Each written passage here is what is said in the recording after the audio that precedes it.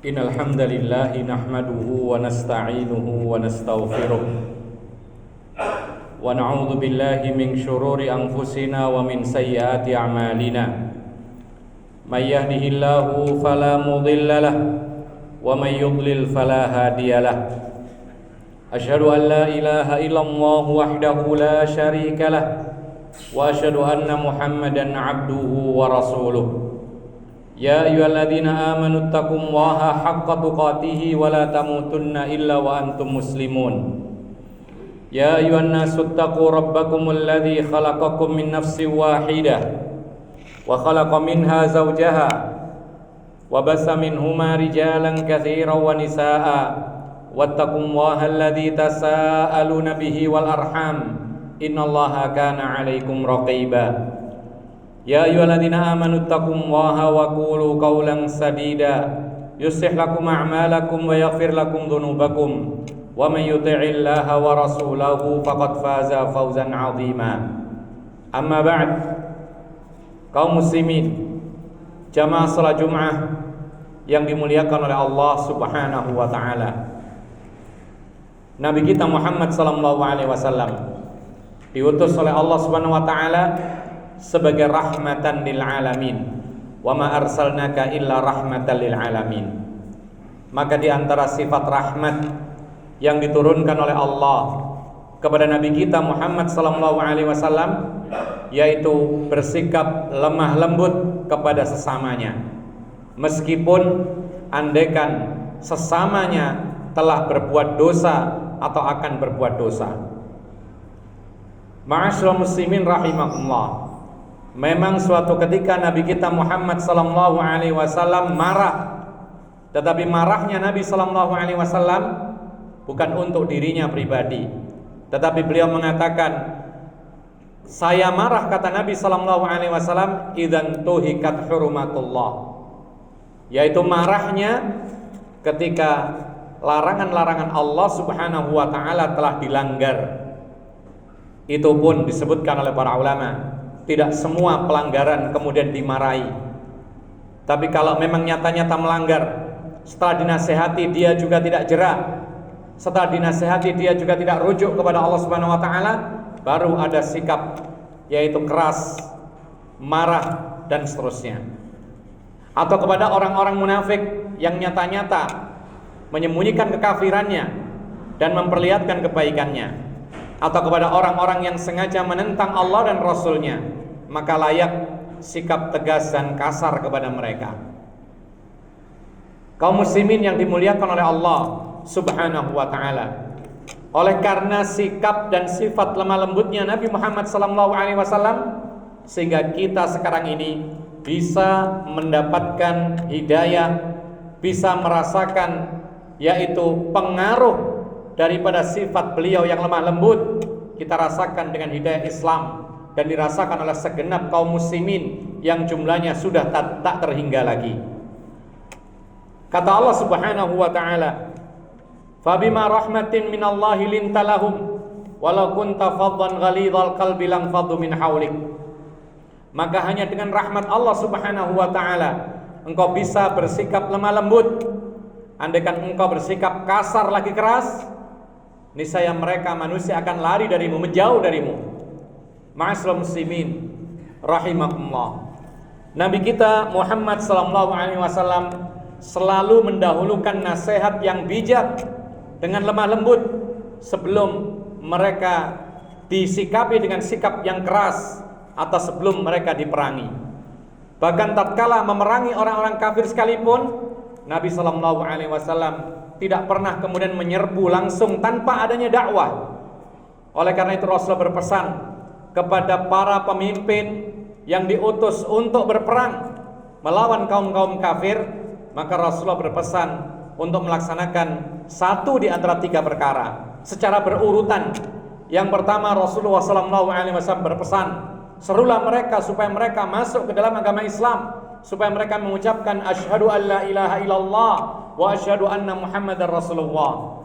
Kalau mereka melakukan hal tersebut, taat dan patuh kepada dua kalimat syahadat ini, maka kuffa anhum, kata Nabi sallallahu alaihi wasallam, tahanlah dirimu dari mereka selesai, tidak ada lagi peperangan, karena tujuan daripada jihad supaya mereka mendapatkan hidayah Allah Subhanahu wa taala, bukan terbalik. Sebagian orang mengatakan tujuan daripada Islam ini adalah jihad, sehingga pikirannya adalah bagaimana membunuh, bagaimana berperang, bagaimana mematikan, membinasakan dan seterusnya.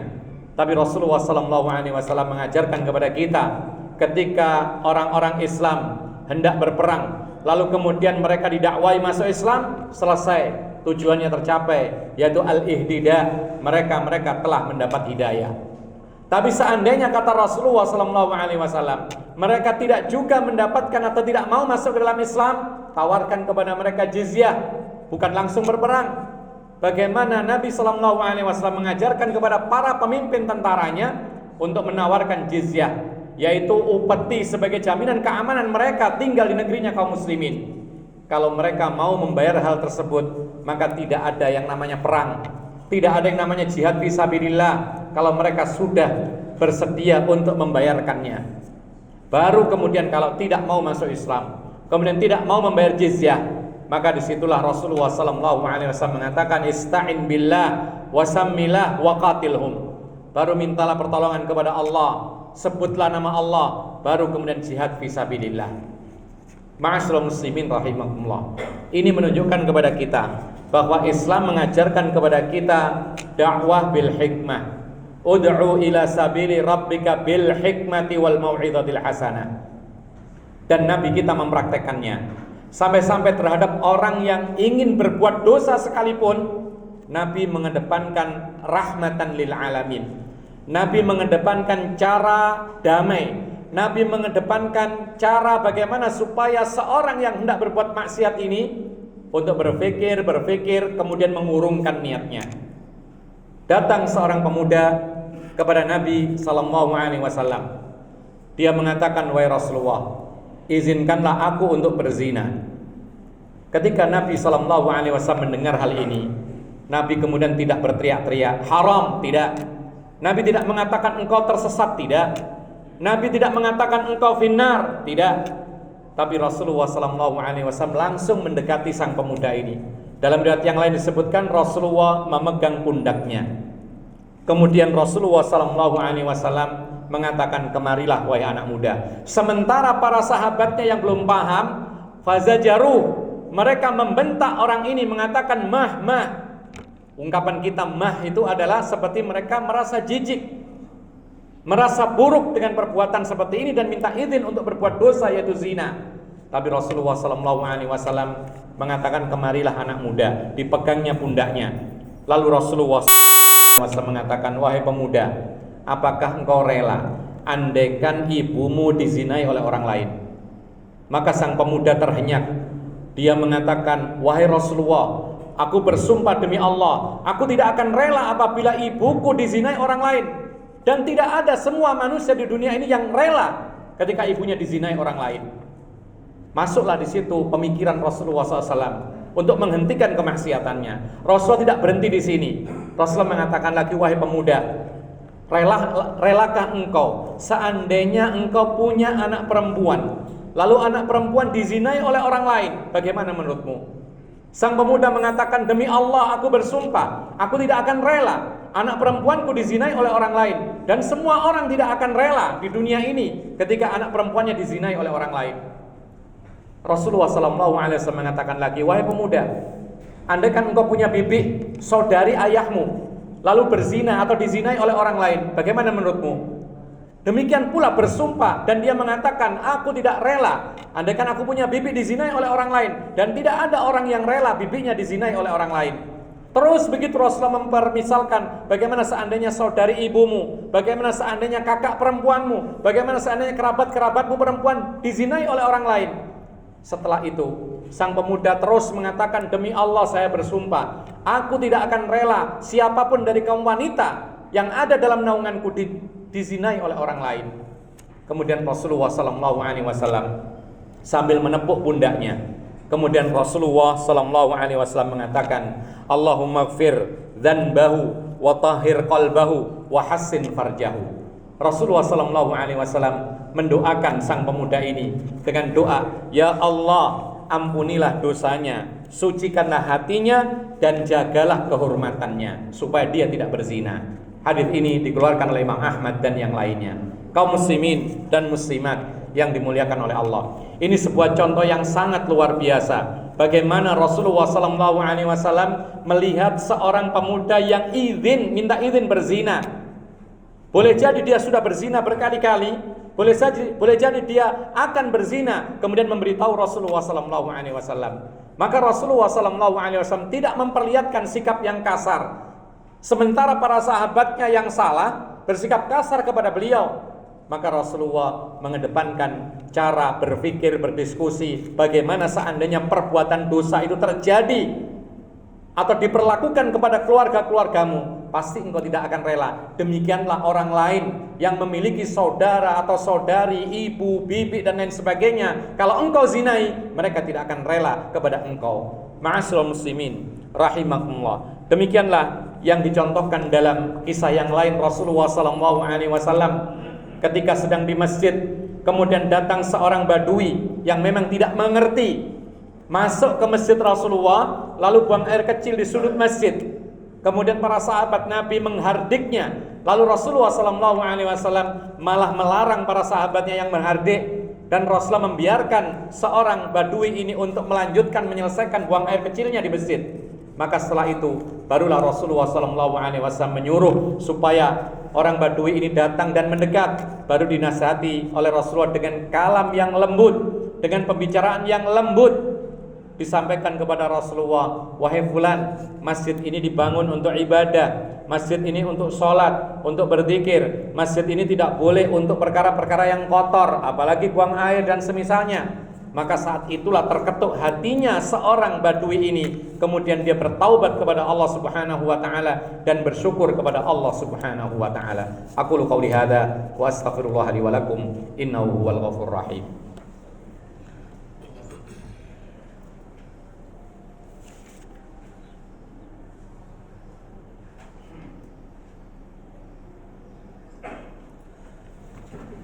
Alhamdulillahi hamdan katsiran thayyiban kama amar, wa nusalli wa nusallimu ala al-mab'uuts rahmatan lil alamin nabiyina Muhammadin wa ala alihi wa sahbihi wa man tabi'ahum bi ihsanin ila yaumiddin.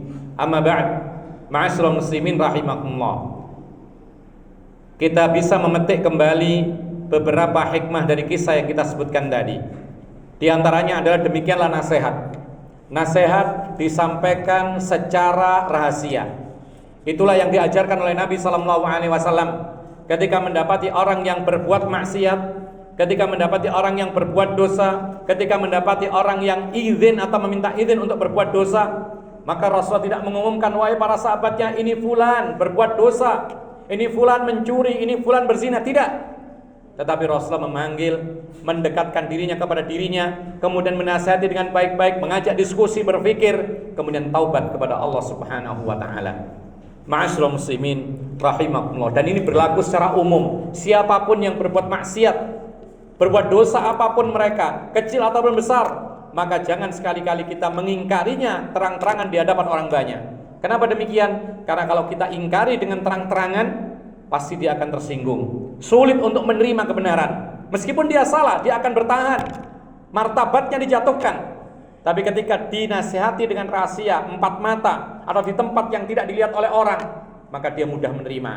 Dia tidak tersinggung, dan dia merasa bersyukur ada sahabatnya yang menasihati dirinya. Ma'asyiral muslimin rahimakumullah. Dan yang terakhir, kita harus banyak-banyak menggantungkan diri kita kepada Allah dan meminta kebaikan dari apa yang kita berikan nasihat kepada orang lain. Artinya, jangan sampai kemudian kita mengandalkan kemampuan bicara kita, mengandalkan lobby kita kepada orang lain. Jangan sampai kita mengandalkan kemampuan atau kepandaian kita dalam berbicara atau yang semisalnya. Tapi banyak-banyak berdoa. Usaha iya, usaha maksimal iya, itu adalah ikhtiar. Tetapi jangan sampai kita lupakan berdoa. Doakan kepada Allah Subhanahu wa taala ketika kita mengingatkan orang lain yang sedang berbuat dosa. Angkat tangan, menengadahkan diri kepada Allah Subhanahu wa taala. Ya Allah, berikan petunjuk kepada si fulan, si alan, anak saya, anak tetangga dan seterusnya yang berbuat jahat, supaya engkau luluhkan hatinya sehingga kemudian sadar dan bertaubat kepada Allah Subhanahu wa taala. Lihat ketika Rasulullah sallallahu alaihi wasallam setelah menasihati dengan bijak sang pemuda yang ingin berbuat zina, tidak lepas demikian, kemudian Rasul mendoakan supaya dia diampuni dosanya dan bertaubat kepada Allah Subhanahu wa taala. Dan kita harus mengingat bahwa semua orang itu pasti pernah berdosa, karena memang manusia tempatnya dosa. Kullu bani Adam khata', setiap manusia pasti pernah bersalah. Wa khairul khata'ina tawwabun, dan sebaik-baik orang yang pernah bersalah adalah orang-orang yang mau bertaubat kepada Allah Subhanahu wa taala. Tetapi ma'asyiral muslimin rahimakumullah, tidak selamanya manusia itu jelek. Orang yang kita sangka dia tersesat jalan, kita tidak tahu ternyata detik itu juga, beberapa kemudian, besok hari, besok lusa, tahun depan, ternyata Allah meluluhkan hatinya sehingga dia taubat kepada Allah Subhanahu wa taala. Bukankah Umar Ibn Khattab sebelum masuk Islam dikenal dengan orang yang sangat memusuhi Nabi Muhammad sallallahu alaihi wasallam, memusuhi Islam, bahkan ingin membunuh Rasulullah sallallahu alaihi wasallam. Tapi ketika detik itu dilunakkan hatinya oleh Allah Subhanahu wa taala, menjadilah dia orang Islam, memperkuat Islam, bahkan termasuk pembela Rasulullah dan Islam yang paling besar pada zaman tersebut, dan akhirnya menjadi khalifah dari kalangan kaum muslimin. Ma'asyiral muslimin rahimakumullah, bukankah juga seorang Abu Dzar yang dikenal dalam kabilah Al-Ghifar, Bani Ghifar, itu adalah satu kabilah yang rata-rata mereka kaum laki-lakinya adalah perampok yang ditakuti oleh manusia saat itu. Tapi subhanallah, Allah mengetuk hatinya sehingga dia keluar dari rombongan perampok ini. Kemudian dia ditaklukkan hatinya oleh Allah, masuk ke dalam Islam, menjadi orang-orang yang membela Islam, menjadi sahabat Rasulullah, dan akhirnya dimasukkan surga oleh Allah Subhanahu wa taala. Allahumma ighfiril muslimina wal muslimat wal mu'minina wal mu'minat al ahya'i minhum wal amwat. Rabbana hab lana min azwajina wa dhurriyyatina qurrata a'yun waj'alna lil muttaqina imama. Rabbana ighfir lana wa liwalidina warhamhum kama rabbawna shighara. Rabbana atina fid dunya hasanah wa fil akhirati hasanah wa qina adzabannar. Wa sallallahu ala nabiyyina Muhammad wa ala alihi wa sahbihi ajma'in. Wa akhiru da'wana 'alil hamdulillahi rabbil alamin. Wa aqimis shalah.